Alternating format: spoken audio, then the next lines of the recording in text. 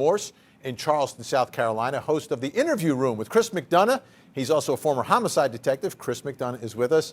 And special guest joining us in New York City, Crime Online reporter Ellen Killoran is with us. And Ellen, thank you so much for joining us. Love your work on Crime Online and other places as well. And I want to begin with what you all posted, which was this story with these photos from witnesses who were there that saw the couple. What can you tell us about the photo? Because you spoke to these witnesses. We're looking at it right now on the website.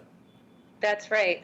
There at the time that Angela and Dario were hiking 2 weeks ago, tomorrow, Friday, there was a group of 7 men who had traveled to Phoenix to celebrate a bachelor party, and they had also gone on a hike that same morning. And 3 of them that I spoke to believe that they saw the couple, or at least one or 2 of them, and they all spoke to Dario at the bottom of the trail when he was looking for Angela. One of those hikers believes that he saw Angela after she had turned back on her own, and that is the first time. We just found this out a few days ago. That is the first person that we've talked to that had seen her and spoke to her after she separated from Dario. But all 3 of those hikers did have a lot to say, and at least 2 of them have been in contact with police to try and share their observations about what they saw. And that might be a big reason why they're saying no foul play suspected. You know, you look at that photo that you all posted from one of those hikers, and if in fact that's Dario and Angela, it looks like she's turning and going in the other direction, and he's walking sort of away from her. And I don't see water anywhere. Right. He told police that they did not bring water, which is kind of shocking. It was 105 degrees that day, maybe more. This was late morning. It was scorching hot from the very beginning of the day. Angela's friends and family have a lot of trouble with the fact that they did go up on this hike without water, because she is a very physically fit person. She's very active. She was very into nutrition and hydration. Her family and friends say that she wouldn't have done that. But the witness who believes that he saw her walking back down says that she told him too that she didn't have water. So both Dario and Angela are believed to have told people that they did not bring water on this hiking trail, which is hard to believe. It's hard to believe and incredibly sad if that's what ended up happening here. Erica Morse, we've been covering this story for a few days, and we're getting more and more details. To me, this picture tells me a lot, because I'm wondering, you didn't take water? You just separated? And it seems like these witnesses, these hikers who were there, are somewhat corroborating all of that. Yes. First of all, anyone who's ever hiked in the Southwest in 105-degree heat, which I have, knows that you don't go out there without water. This is so hard for me to wrap my head around, because it's just the #1 rule. Second, there were 7 other people from a bachelor party. Did any of them offer her water? I'm not sure if there's a criminal negligence anywhere, but there sure seems like a lot of moral negligence and just a lack of observation as to perhaps how much in danger she was at the time. I'm not sure. Maybe there was an argument. Maybe there was a frustration. Maybe there was something that just said, I'm going one way, you go the other. But again, I'm not sure there's a criminal aspect to this, but this is a sad and really preventable situation all around. Absolutely. Chris McDonough, the other part of this is, I've always thought that when you fly, you get dehydrated. And all this is happening very quickly within 24 hours. So, I mean, she lands in the desert dehydrated already, and then he takes her out on this hike without water? Yeah, no, that's a great point, Vinny. And I think obviously the ME is going to give us a little information into that when some of the, tox results come back. And, whether there's been any Arizona statutes, violated at this point, obviously that will at some point be determined in totality. The question is going to be, what was necessarily the intent of this officer who, by department policy, working for the city of Phoenix, is held to a higher standard. And if he is on the side dating and this young lady, flies in from Boston and is not familiar with the terrain, well, then his training and experience is going to be questioned it's going to be scrutinized by the department. Because quite frankly, in a situation like this, if this is his date and they are halfway up the mountain and she wants to turn around, well, he knows those conditions out there. He at least had a moral obligation to follow her down the hill. Yeah, I think that's the big problem that a lot of folks have. I mean, there's, I don't see a crime here, and I don't think there's going to be a crime here. We'll find out from the medical examiner report. But, Alan, let me ask you, was there any indication that there was some sort of an argument or something that may have occurred here rather than her just being, I'm tired? Because why on earth, if a woman flies across the country to see you for the first time and she's not feeling well, to walk away from her, I don't understand that. That is mind-boggling, and that's a question that we all have, that Angela's friends and family all have as well. Why did he allow her to walk back down on her own when this was completely unfamiliar terrain for her? The only indication that we have that there may have been some type of dispute is an interaction that occurred right around the time that we think that photo was taken. Some of the hikers that I spoke to were near, one of the hikers that I spoke to took this photo, so they were fairly near Angela at the time that they split up. And we think that photo was taken just at the moment that Angela turned around. They weren't close enough to hear anything that was being said, but one of the hikers from that bachelor party did say that it looked as though there may have been some type of dispute. They seemed to be having a conversation, and he said it did not look amicable, but they didn't hear anything that was said. And the hiker who saw her, we believe, after that point, did not believe that she seemed particularly upset. Erica, they're meeting for the first time, right? They're going back and forth on Instagram. They're becoming friends. They're both obviously very attractive, young, fit, all of that. So they have that in common. Maybe it's not a love connection on this hike. It's a bizarre first date, first of all. Let me tell you. But all that aside,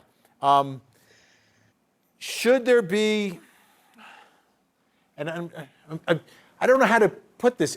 It's so wrong, but there's nothing that anyone can do about it, is the way I'm looking at this whole story, other than just be incredibly sad.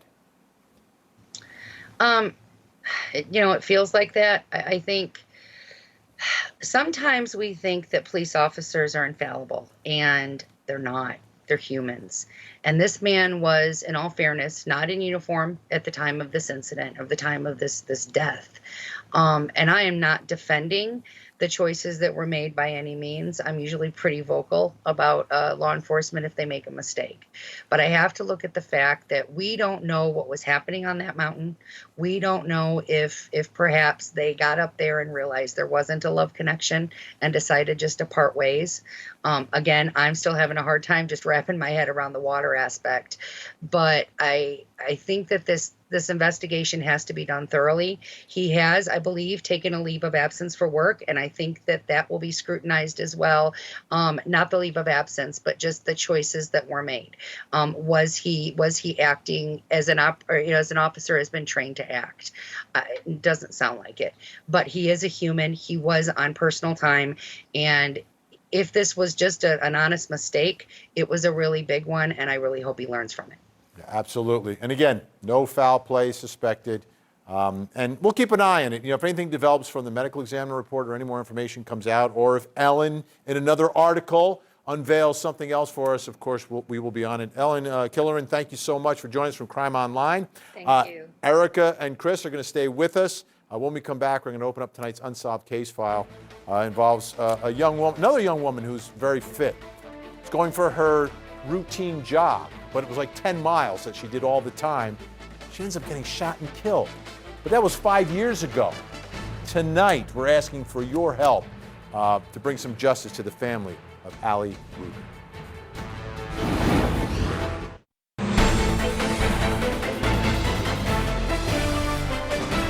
Welcome back. Time to open up tonight's unsolved case file. This is the part of the program where we ask for your help. These are stories I'm posting on my Facebook page, Vinnie Politan Court TV. You can go on there and share them to spread the word. The more people, the more eyeballs we get this in front of, the better the odds are that maybe someone will come forward with information to help. And tonight, there's a case that investigators said they were going to solve very quickly. It's 5 years ago. And now, as we sit here tonight, Allie Brugger, who was shot down going for her 10-mile run that she did regularly, there is still no justice for her, no answers for her family.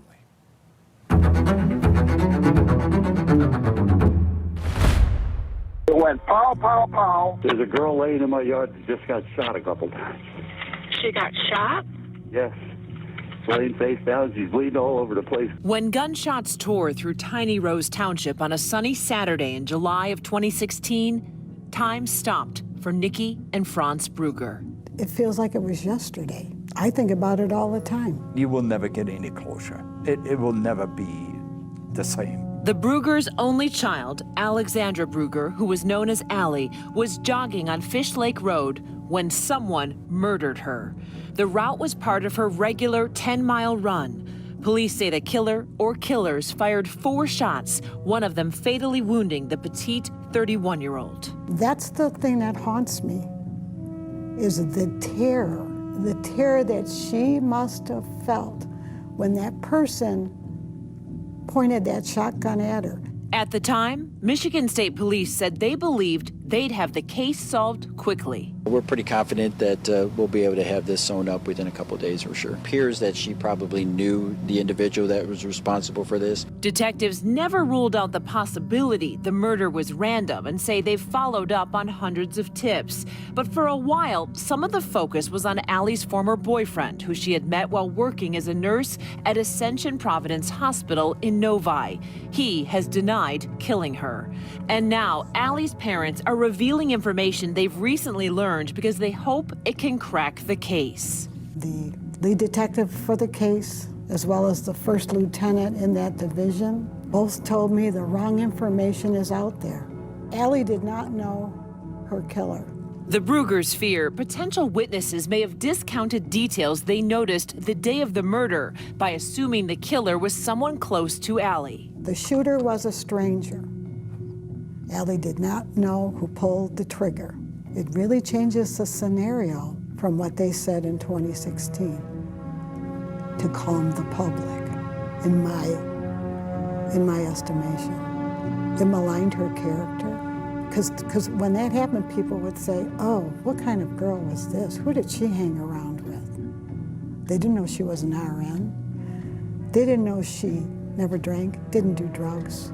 They're asking anyone who saw a vehicle speeding or driving erratically in the area of Fish Lake Road, South Fenton Road, or anywhere nearby on July 30th, 2016, to please come forward. Was this a failed abduction? She wouldn't get in somebody's car. The only thing she could do was turn to run to escape. Or is this some human trafficking thing? The Bruggers say they're also adding more money to the Crime Stoppers Reward Fund, bringing the total amount available to $20,000 for information that leads to an arrest. So that's a $20,000 reward for this much information. And this is the length of someone's name. It's anonymous. Or this is a license plate number, or a color of a vehicle, or something that you heard in a bar somewhere. Nikki and Franz are grateful to everyone who's added running shoes to the memorial for Allie in their yard, and they take comfort in Allie's rescued boxer Zeus. But what they really want are answers. All you have to do is make a phone call. It's an anonymous tip. You know, if I have to beg, I'm begging you. Release yourself from it. Just pick up a phone. And here is that number, 1-800-SPEAK-UP, Crime Stoppers. 1-800-SPEAK-UP if you have information, anything. Help this family. Get the killer off the street. And can you believe we're here talking about another young woman who is just going for a run, and you can't go for a run? I mean, we just covered the trial of Molly Tibbetts, the murder of Molly Tibbetts.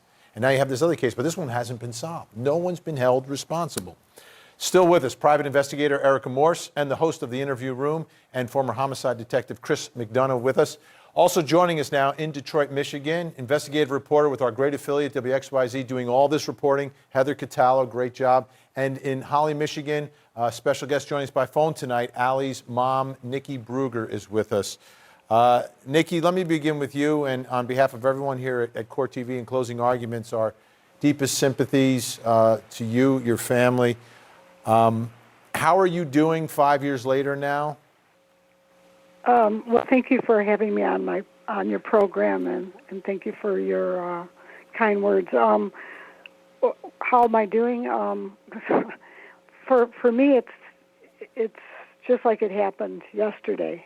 The fact that we don't have any closure.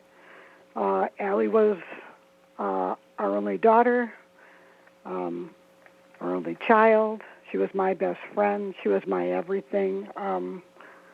I think about her all the time. I think about what happened to her, and it's like it happened yesterday. How are things with you and police and investigators in this case? Because I'm always curious about how that relationship is and how you are with it and on how things are going right now. Well, this is since the beginning of 2019, this is probably the most optimistic and hopeful I've been. I've known for over a year now about it being a stranger that pulled the trigger, about it being someone that she didn't know. But it's difficult dealing with the Michigan State Police and the detectives. They're not helpful. It's like pulling teeth getting information from them. And if you don't constantly stay on them, they don't give you updates. So it's really pretty frustrating. Heather Catallo, WXYZ. What are we hearing from police and the investigation right now? What's the latest? Not very much. They did do an interview with me back in 2018 where they talked about a couple of different things and a couple different suspect options, but this time around they just wouldn't do an interview. They do say it's active, but really thanks to Nikki being willing to come forward and share that information that Allie did not know her killer. And she did that because she wants people to know that this wasn't just some open and closed thing of someone she knew. She wants people to think back to that day and remember, maybe did they see something? And maybe there's a piece of information out there. And really that, Nikki and I talked about that. And she said, I want to bring this out there because we're not getting much information from the police at this point. Chris McDonough, this is, a lot of families are in this position. It's not easy, but, time keeps ticking. This is 5 years. Yeah, Vinny. So what's going to be critical, this far into it, a couple of things. Obviously, her risk level is very low. And so we have to start looking at a scenario. Is this a murder for hire, hypothetically? And then we have to ask ourselves, okay, well, who's in those circles? And is there a driver and a passenger? And, if this is a stranger to her, that very well could, be 100% that this passenger, hypothetically, is firing these deadly rounds. So the next question then comes in is where was she shot, from behind or the front? Because that's going to give us a little mindset into the suspects knowing her routines. And then from there, if there are any vehicles that Michigan State Police has already, zeroed in on, hopefully they have taken the air filters out of those cars, because now you can go back and match some of the pollens around that wooded area and put that vehicle within that crime scene jurisdiction. So those would be critical pieces, I would say, at this point, that one would want to look at for the last 5 years. Erica, what advice would you have for Nikki tonight? A frustration which is understandable with how things have developed here. Yes, Nikki, first, I am so terribly, terribly sorry. That this is one minute your life was good and the next it was not. And for that, I'm just terribly sorry. Um, Mom, I'm having a hard time with the switch of theories here from law enforcement. Either somebody made a mistake early on or something has changed. And there are a lot of whys out there for me right now. And you are suffering from what's known as probably ambiguous loss, which is you've had this loss, but you have no answers and no rationale for why it occurred. And the why is so critical here. Not just why she was taken, but also why these theories changed so dramatically over a matter of years. Because statistically, this doesn't make sense for an attempted abduction or a trafficking scenario with 4 shots fired. I believe it was from a shotgun. This does speak statistically to being organized or created by someone who may have known her or known of her. And I think that it was hit on that maybe that wasn't a person who may have pulled the trigger. I am very sensitive to the fact that you now have full faith in this theory. And so I am not trying to get you away from that. I just hope that you get some more answers because right now I have a lot of questions. Yeah.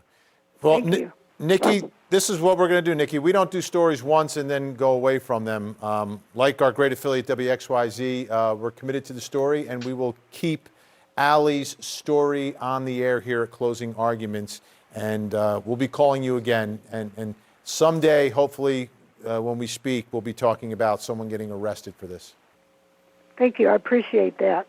All right, Nikki, best to you and your family. Thank you so much. Heather Catallo, WXYZ, great work. Thank you. Chris and Erica, always appreciate your insight and expertise and your compassion as well. Still ahead.